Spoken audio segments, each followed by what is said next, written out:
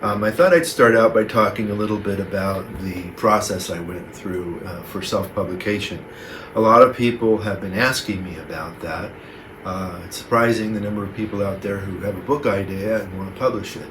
So this is my fourth book, and I published it initially on Barnes & Noble Press, and then eventually published it also on Amazon. And I think what I'd like to do is talk about this process in chunks. So I'm going to talk a little bit about what led me to do this, what led me to make the choices I made, and then I'll do another video on how that went, ups and downs, pros and cons, and then I'll do a third video on maybe my advice for people who want to do this. I am by no means an expert. If I were, I probably wouldn't be sitting here. I'd have some publicist sitting here for me. I tried to do the kind of the traditional thing this time, and that is to reach out to literary agents.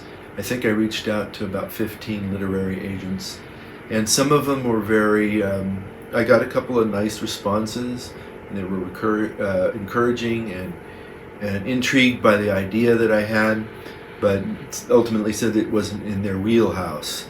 I heard that a couple of times. But most of the literary agents never even responded. So after giving that its due diligence, I decided, okay, I'm going to self-publish again. However, unlike my first three books, I decided to look into different platforms for publication. I've published my first three books on Kindle Direct Press, which is owned by Amazon.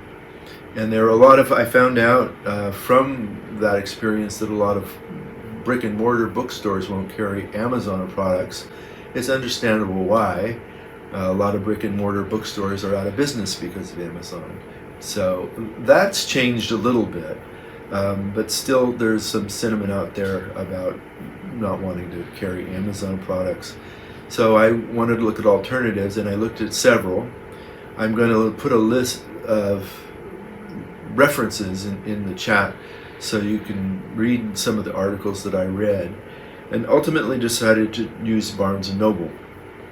And I was pleased with the product that Barnes & Noble produced in terms of the print, the cover, the pages, the design, not so much the design, but just the presentation that their books have.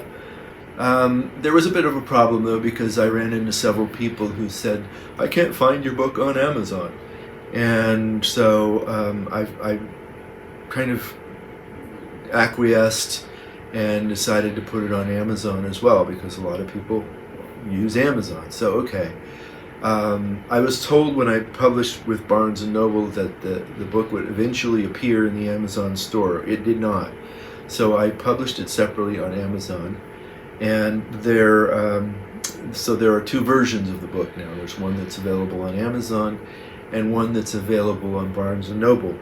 And interestingly, the publication engine that each of those services uses is different. So when I uploaded the manuscript, the layout got changed, the colors on the cover changed a little bit. I'm more happy with the Barnes & Noble product visually. But Amazon has been very good about getting the product out there and easy to find on their website. I had to approach Barnes & Noble a couple of times to make sure that the book came up in the searches. And so I'm going to talk more about that in my second video about recommendations and thoughts about self-publishing going forward. But right now the book is available on both Amazon and Barnes & Noble, and both of those links are on my homepage, which is harrystephenackley.com. So go ahead and click those links and buy the book.